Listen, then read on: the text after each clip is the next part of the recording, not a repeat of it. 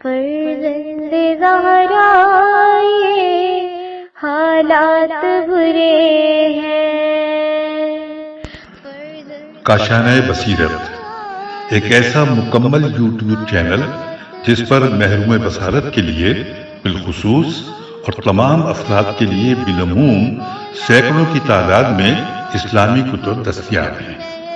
لہذا گزارش ہے کہ آپ اپنی ذمہ داری نبھاتے ہوئے کاشانہ بصیرت کو سبسکرائب کرنے کے ساتھ ساتھ بیل آئیکن کو پریس کیجیے تاکہ آپ علم کے حصول کے ساتھ ساتھ مذہب اہل بیت کی اشاعت میں بھی اہم کردار ادا کرتے رہیں۔ کاشانہ بصیرت۔ فرزند زہرا یہ حالات برے ہیں۔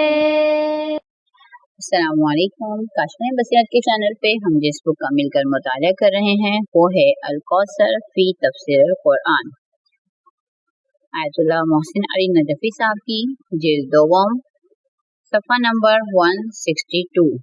ليس لك من الأمر شيء أو يتوب عليهم أو يعذبهم فإنهم ظالمون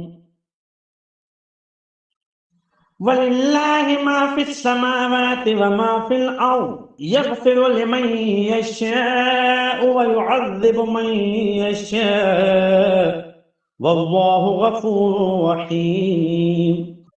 اے رسول، اس بات میں آپ کا کوئی دخل نہیں، چاہے تو اللہ انہیں معاف کرے اور چاہے تو سزا دے، کیونکہ یہ لوگ ظالم ہیں۔ اور آسمانوں اور زمین میں جو کچھ ہے اس کا مالک اللہ ہے۔ اللہ جسے چاہے بخش دے اور جسے چاہے عذاب دے، اور اللہ بڑا بخشنے والا خوب رحم کرنے والا ہے۔ صفحہ نمبر 163، تفسیر آیات۔ لیس لک من الامر من شیء، من الامر شیء یعنی الامر سے مراد ممکن ہے وہ 4 امور ہوں جن کا ذکر ان 2 آیتوں میں آیا ہے، یعنی کافروں کے دستے کو کاٹنا اور ان کو ذیل و خوار کرنا، یا انہیں معاف کر دینا، یا انہیں سزا دینا۔ اس آیت کی شان نزول میں متعدد طرق سے روایت ہے کہ رسول اللہ صلی اللہ علیہ وآلہ وسلم نے احد کے دن یہ دعا فرمائی: اللہم لعن ابا سفیان، اللہم لعن الحارث بن ہشام، اللہم لعن سہیل بن عمر، اللہم لعن صفوان بن امیہ، فنزلت هذه الآیہ۔ تمام مصادر میں یہ روایت اس طرح ہے کہ لیکن ابن کثیر ہمیشہ کی طرح اپنی پسند ناپسند کی بنیاد پر حدیث میں تحریف کرتے ہیں اور ابو سفیان کا نام حذف کر کے اس جگہ فلانا رکھ دیتے ہیں۔ سلسلہ کلام سابقہ آیت کے ساتھ مربوط ہے، لیس لک من الامر شیء۔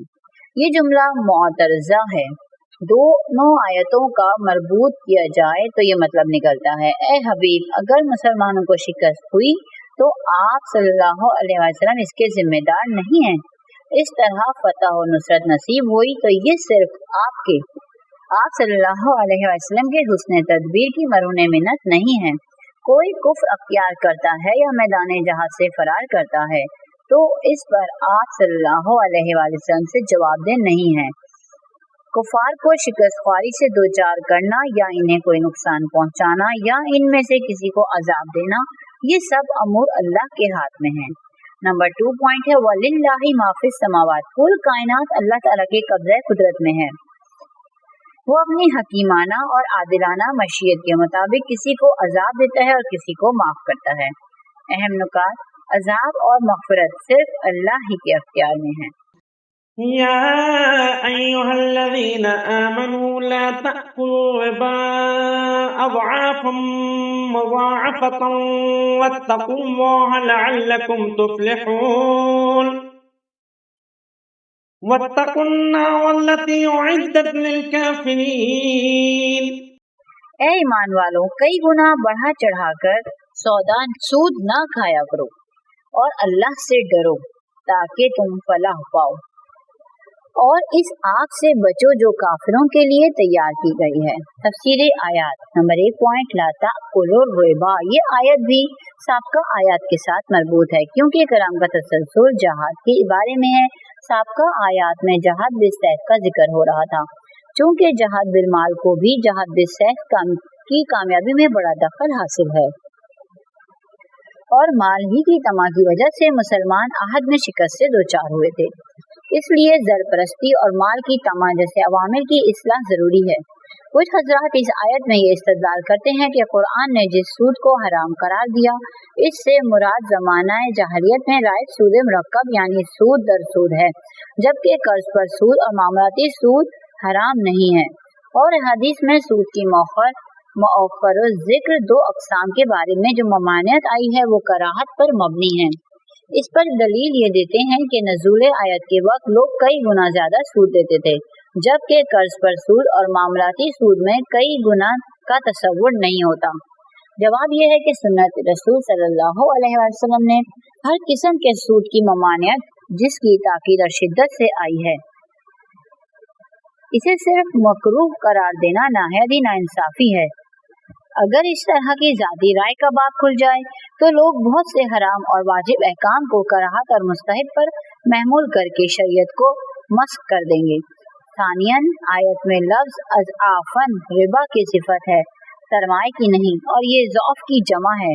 ज़आफ से मुराद दुगना और अज़आफ से मुराद है कई गुना, जिसका कम अज कम 3 गुने 6 गुना है। बस जब सूद 6 गुना हो जाए तो हराम होगा। हालांकि कोई भी इस बात का कायल नहीं है, लिहाजा तस्लीम करना पड़ेगा कि इस आयत में अज़आफ़म मुज़ाअफ़तन का जिक्र इस वजह से नहीं कि सूद की हुर्मत सिर्फ कई गुना होने से मशरूत है, बल्कि एक अम्र वाक़या और हकीकत की तरफ इशारा है कि सूद को सरमाए के साथ मिला दिया जाए तो अक्सर व बेशतर कई गुना हो जाता है। पॉइंट नंबर 2 है वत्तकुल्लाह लअल्लकुम तुफ्लिहून। कामयाबी का राज भी तक़वा में मुज़मिर है, यानी रिबा खाने से अपने आप को बचाओ, कामयाबी इसी में है। नंबर 3 वत्तकुन नार लती, जो आतिश काफिरों के लिए आमादा और तैयार की गई है। सूद ख्वार इसी आग में जाएगा, लिहाजा तुम इस आग से अपने आप को बचाओ, चूँकि सूद खाना खुदा और रसूल के साथ जंग है। इस सफ़े पर जो हवाले इस्तेमाल हुए हैं, रशीद रजा रिबा वल मामलात फिल इस्लाम, सफ़ा नंबर 52, कमा फिर रिबा फ़क़ीहा व इक़्तिसादिया, सफ़ा नंबर 29। अब हम आते हैं सफ़ा नंबर 165 पे।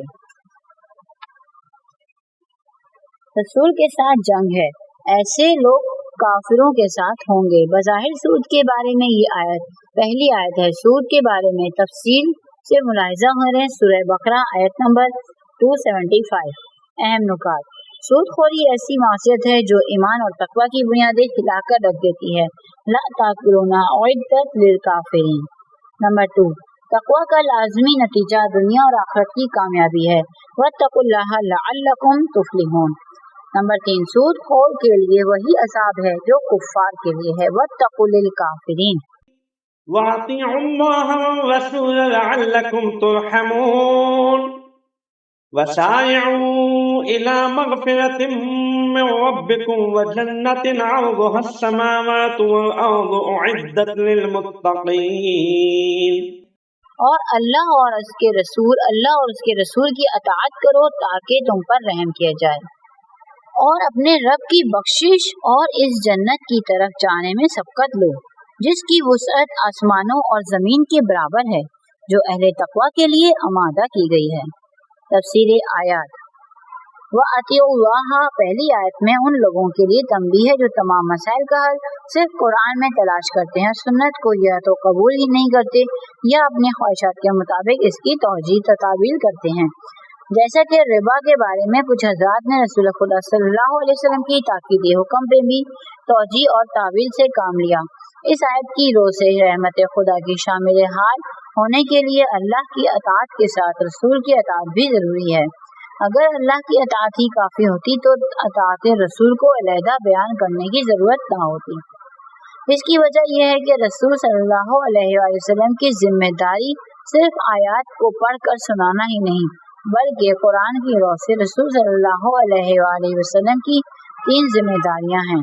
नंबर 1 तिलावत आयात, नंबर 2 तज़किया नफ्स नंबर नफूस, नंबर 3 तालीम और तरबियत।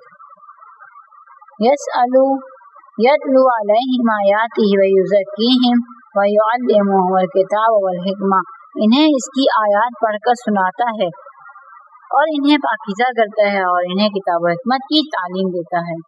सफ़े पर जो हवाले जात इस्तेमाल हुए हैं, सूरह जुमा आयत नंबर 2, सफ़ा नंबर 166। तालीम किताब से मुराद लफ्जी तशरीह व तफसीर नहीं, बल्कि कुरान के कुल्ली अहकाम की तफसील और मजमल अहकाम की वजाहत है। जैसे अकीमुस सलात में नमाज की तफसील और आतुज़ ज़कात में ज़कात की तफसील, ला ताकुलु रिबा में हुर्मत रिबा की तफसील और तौज़ीह वगैरह। इस तरह रसूल खुदा सल्लल्लाहु अलैहि वसल्लम की अताअत से ही अल्लाह की अताअत हो सकती है। रसूल सल्लल्लाहु अलैहि वसल्लम की अताअत और अल्लाह की अताअत से हटकर कोई दूसरी चीज नहीं है। चुनांचे फरमाया, मैं युतिइर रसूल फ़क़द अता अल्लाह, जिसने रसूल की अताअत की इसने अल्लाह की अताअत की। पॉइंट नंबर 2 वसारिउ, दूसरी आयत में फरमाया रब की बख्शिश और अफू की तरफ जाने में सबकत लो। मग़फ़िरत अल्लाह ताला का काम है, बंदा इसकी तरफ जाने में सबकत कैसे ले सकता है? जवाब ये है कि यहाँ मग़फ़िरत से मुराद सबब मग़फ़िरत है। चुनांचे हज़रत अली अलैहिस्सलाम से रिवायत है, सारिउ इला अदाइल फ़राइज़, फ़राइज़ की अदायगी में फ़राइज़ की अदायगी की तरफ सबकत करो। नंबर 3 व जन्नतिन अर्ज़ुहा, जन्नत की वसअत आसमानों और ज़मीन के बराबर है, क्योंकि आसमान रहने फ़क्त और ज़मीन और आसमान की वसअत अज़मत से इंसानों और इंसान के नज़दीक इनके अलावा और कोई चीज़ इतनी वसअत व अज़मत नहीं रखती। इसलिए ये जन्नत की बेपायानी और रहमत तसव्वुरात से बालातर वसी अजीम होने की तरफ इशारा है। अहम नुकात, नेक अमाल एक दूसरे पर सबकत ले जाने की कोशिश तक़वा के अमाल है।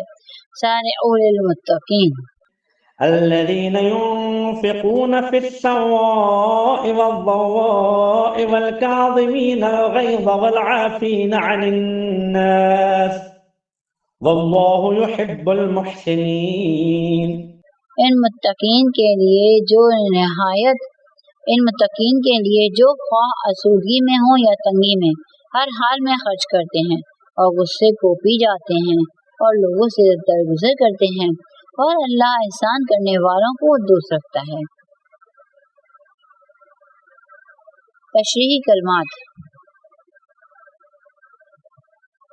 अल काज़िमीन, काफ ज़ा मीम, अल कज़्म सांस की नाली, कज़ूम सांस रुकने के मायनों में आता है। कज़्म अस्सक़ा मश्क को पानी से भरकर इसका मुंह बांध देना, इसलिए गुस्से से भरा हुआ शख्स अपने गुस्से को काबू में रखे। इस सफ़े पर जो हवाले इस्तेमाल हुए हैं, सूरह निसा आयत नंबर 80, बिहारुल अनवार सफ़ा नंबर 266, जिल्द नंबर 67, सफ़ा नंबर 270, बाब अताअत। अब हम आते हैं सफ़ा नंबर 167 पर। गुस्से से भरा हुआ शख्स अपने गुस्से को काबू में रखे तो इसे काज़िमुल गैज़ कहा जाता है। अल गैज़ या ज़ा से मुराद है जज्बा इंतकाम और ग़ज़ब से मुराद इरादा इंतकाम है। इसलिए अल्लाह ताला के लिए लफ्ज़ गैज़ नहीं बल्कि कलमा ग़ज़ब इस्तेमाल होता है। तफसीर आयात, इस आयत शरीफा में अहले तक़वा के चंद औसाफ बयान हुए हैं। नंबर 1, मुत्तकी फ़याज़ होता है और दूसरों का दुख दर्द बांटना इसकी फितरत में शामिल होता है। नंबर 2 पॉइंट, वो हर किस्म का इंफाक करता है। यहाँ यह बयान नहीं हुआ कि क्या खर्च करना चाहिए, लिहाजा इसमें हर शय का इंफाक शामिल है, मालो दौलत, वक्त, मेहनत, इल्म, हुनर वगैरह। दूसरों की तरफ मुंतकिल करना भी इंफाक में शामिल है। नंबर 3, अहले तक़वा की अहम अलामत यह है कि वो हर हाल में इंफाक करते हैं। वो आसूदगी में हों तो मालो दौलत की फरावानी और ऐशो इशरत में भी खुदा को नहीं भूलते और तंगी और मुसीबत में के वक्त भी गाफिल नहीं रहते। वो ज़माने के हर नशे व फराज में फ़याज़ اور بیدار رہتے ہیں۔ آسودگی میں انفاق کرنا اگرچہ اپنی جگہ فضیلت رکھتا ہے، لیکن تنگی کی حالت میں بھی انفاق کرنا ایک اثار اور قربانی کا اعلیٰ جذبہ رکھنے کی علامت ہے۔ وَيُطْعِمُونَ الطَّعَامَ عَلَىٰ حُبِّهِ يُؤْثِرُونَ عَلَىٰ أَنفُسِهِمْ وَلَوْ كَانَ بِهِمْ خَصَاصَةٌ،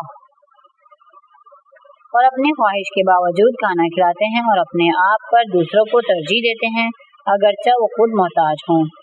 پوائنٹ نمبر 4، وہ غصے سے مغلوب نہیں ہوتے، ان کا نفس ان کی عقل کے اختیار میں ہوتا ہے۔ یہاں یہ نہیں فرمایا کہ اہل تقویٰ وہ ہیں جنہیں غصہ نہیں آتا، بلکہ فرمایا کہ غصے کی حالت میں ضبط تحمل سے کام لیتے ہیں۔ لہذا انسانی طبیعت کے پیش نظر غم و غصے کا نہ ہونا کمال نہیں بلکہ اسے قابو میں رکھنا کمال ہے۔ پوائنٹ نمبر 5، لوگوں کی غلطیوں سے عفو درگزر کرتے ہیں، یعنی غصہ پی لینے کے بعد دل سے بھی معاف کر دیتے ہیں۔ پوائنٹ نمبر 6، آخر میں مقام احسان پر بھی فائز ہوتے ہیں، معاف نہیں کرتے بلکہ اس پر مستزاد مستزاد احسان بھی کرتے ہیں۔ یہ ہے اسلام کے نزدیک اخلاقی اقدار اور اسلامی انسان کا مقام و معیار۔ حدیث میں ہے حضرت امام زین العابدین علیہ السلام کی کنیز آپ علیہ السلام کو وضو کرا رہی تھی کہ اس صفحے پر جو حوالہ جات استعمال ہوئے ہیں سورہ انسان آیت نمبر 8، سورہ حشر آیت نمبر 9، صفحہ نمبر 168۔ آپ علیہ السلام کو وضو کرا رہی تھی کہ برتن اس کے ہاتھ سے چھوٹ گیا اور آپ علیہ السلام کا چہرہ مبارک پر گرا، جس سے آپ کے چہرے مبارک پر خراش آ گئی۔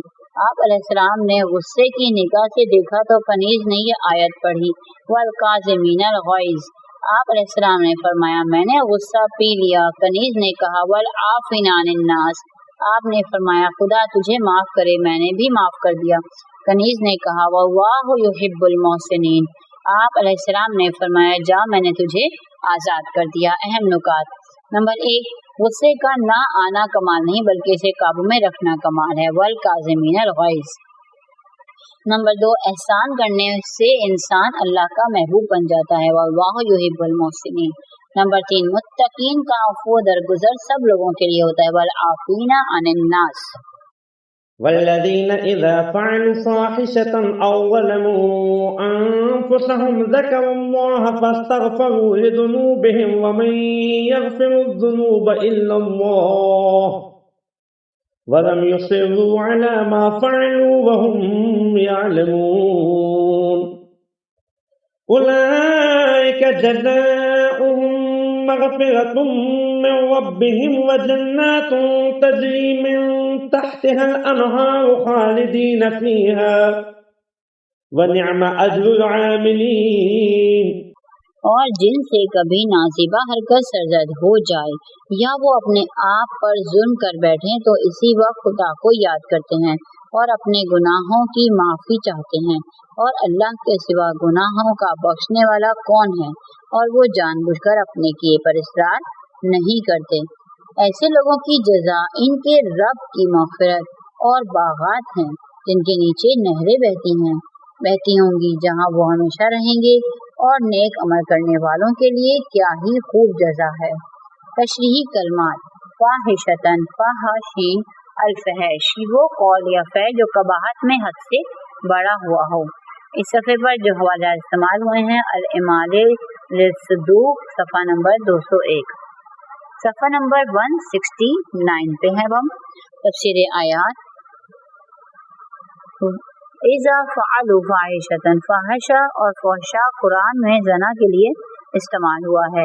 واللاتی یأتین الفاحشۃ من نسائکم، اور تمہاری عورتوں میں جو بدکاری کی مرتکب ہو جاتی ہیں۔ ولا تقربوا الزنا انہ کان فاحشہ، اور زنا کے قریب بھی نہ جاؤ، یقیناً یہ بڑی بے حیائی ہے۔ اس لیے اکثر نے فاحشتاً سے زنا مراد لیا ہے، لیکن خود آیت میں اس تنقید پر کوئی قرینہ نہیں ہے، لہذا اس سے گناہ کبیرہ مراد لینا بہتر ہے۔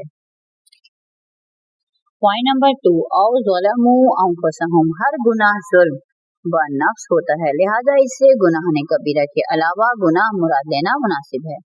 पॉइंट नंबर 3, ज़कर वाहा, गुनाह का इर्तिकाब करने के बाद इसे अल्लाह याद आ जाता है। ये दिल का जिंदा है, गुनाह का एहसास है, ज़मीर भी बेदार है, इसलिए अल्लाह याद आता है। अल्लाह की बंदगी के दायरे में है, इसलिए अल्लाह की नाफरमानी का इर्तिकाब करने के बाद इसलिए अल्लाह याद आता है। अल्लाह की बंदगी के दायरे में है, इसलिए अल्लाह की नाफरमानी का इर्तिकाब करने के बाद अल्लाह याद आता है, शर्मिंदा होता है। पॉइंट नंबर 4 है फस्तगफिरू लिज़ुनूबिहिम, एहसास गुनाह उसको इस्तगफार और नदामत के लिए आमादा करता है और साथ इस बात का इदराक भी है, वमन यगफिरुज़्ज़ुनूबा इल्लल्लाह, अल्लाह के सिवा इन गुनाहों का माफ करने वाला कोई नहीं।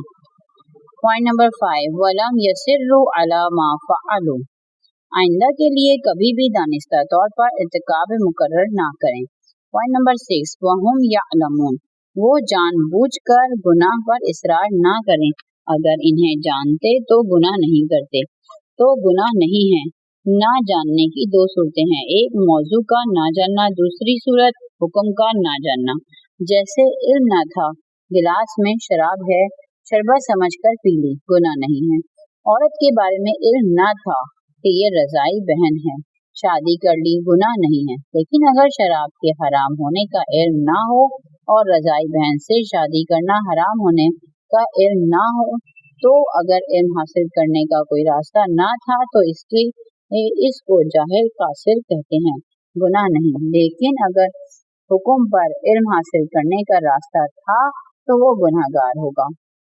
पॉइंट नंबर 7, उलाइका जज़ाउहुम मग़फ़िरतुन, ऐसे बड़े और छोटे गुनाहों के इर्तिकाब करने वालों के लिए मग़फ़िरत है, इनके गुनाहों से दरगुजरी है और जन्नत के बागात भी हैं जिनमें वो हमेशा रहेंगे।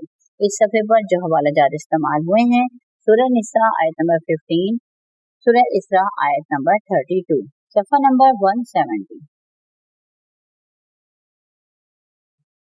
व निअमा अजरुल आलमीन, अमल के बगैर सिर्फ निस्बत से अज्र की तवक्को रखना यहूदियों का अकीदा है।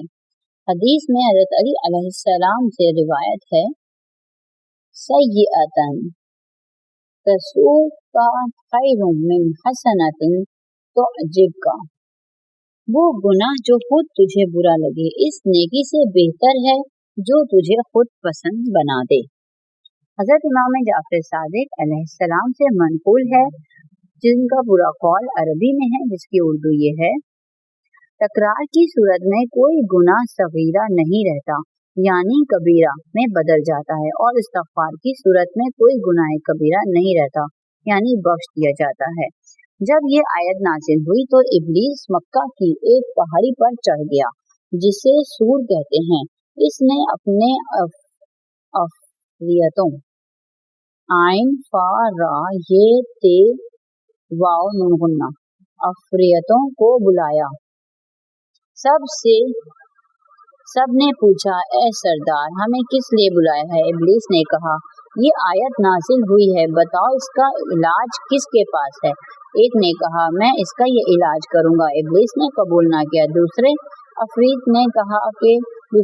ने कोई और तरीका बताया। इब्लीस ने इसे भी रद्द कर दिया। आखिर में वसवास खन्नास ने कहा, मैं इन्हें वादों और आरज़ू में मुब्तला कर दूंगा ताकि वो गुनाह में मुलव्विस हो जाएं। जब वो गुनाह में मुलव्विस हो जाएंगे तो मैं इस्तग़फ़ार भुलवा दूंगा।